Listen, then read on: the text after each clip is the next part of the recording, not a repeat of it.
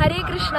ഞാനിപ്പോൾ നിൽക്കുന്നത് നമ്മുടെ കേരളത്തിൽ കുംഭമേള നടക്കുന്ന നാവാമുകുന്ദ ക്ഷേത്രത്തിനടുത്തുള്ള ഭാരതപ്പുഴയുടെ തീരത്താണ്. അപ്പോൾ ഇവിടെയാണ് നമ്മുടെ നിള ആരതിയും സ്നാനവും ഒക്കെ ചെയ്യുന്നത്. അപ്പോൾ ഞാനിപ്പോൾ നമ്മുടെ നിള നദിയിൽ സ്നാനം ചെയ്യാൻ പോവാണ്. അപ്പോൾ നമ്മുടെ ഈ സ്ഥലത്തിൻ്റെ പ്രത്യേകത എന്താണെന്ന് വെച്ചാൽ, ഒന്നാമത്തെ കാര്യം, ഇത് ത്രിമൂർത്തി സംഗമ സ്ഥാനമാണ്. അതായത് മഹാദേവന്റെയും മഹാവിഷ്ണുവിന്റെയും ബ്രഹ്മാവിന്റെയും സാന്നിധ്യമുള്ള സ്ഥലമാണ് ഈ സ്ഥലം. അതായത് ഇവിടെ നമ്മുടെ നാവാമുകുന്ദനുണ്ട്, ബ്രഹ്മാവിന്റെ ക്ഷേത്രവും മഹാദേവന്റെ ക്ഷേത്രവും നമുക്ക് ഇവിടെ കാണാനായി സാധിക്കും. ത്രിമൂർത്തി സംഗമ സ്ഥാനമാണ്.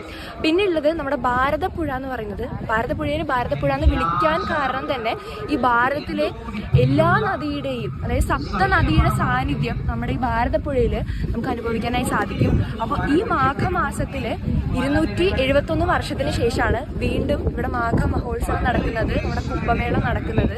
അപ്പോൾ നമ്മുടെ വാരണാസിയില് നമ്മുടെ അസ്സിഘട്ടിൽ എങ്ങനെയാണോ ആരതി നടക്കുന്നത്, അതേപോലെ തന്നെ നമ്മുടെ കേരളത്തില് ഈ നിളാനദിയുടെ തീരത്ത് നിള ആരതിയാണ് നടക്കുന്നത്. നമ്മുടെ ഭാരതപ്പുഴയെ പൂജിക്കുകയാണ് നമ്മൾ. അപ്പോൾ അങ്ങനെയുള്ളൊരു വളരെ പവിത്രമായിട്ടുള്ള കാര്യമാണ് ഇപ്പോൾ ഇവിടെ നടന്നുകൊണ്ടിരിക്കുന്നത്. ജാനുവരി 18 മുതൽ ഫെബ്രുവരി 3 വരെയാണുള്ളത്. അപ്പോൾ വാരണാസിയിൽ ആരതി ഒന്നും കാണാൻ പറ്റാത്തവർ ഇവിടെ നമ്മുടെ കേരളത്തിൽ തന്നെ നമുക്ക് നിള ആരതി കാണാനുള്ളൊരു അവസരം നമുക്ക് കിട്ടുകയാണ്. അപ്പോൾ എല്ലാവരും നമ്മുടെ കേരളത്തിൽ നടക്കുന്ന ഈ കുംഭമേളയിലേക്ക് വരണം.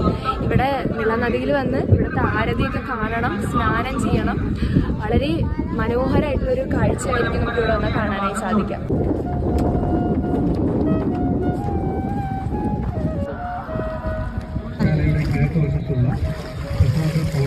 ലഭ്യമാണ്.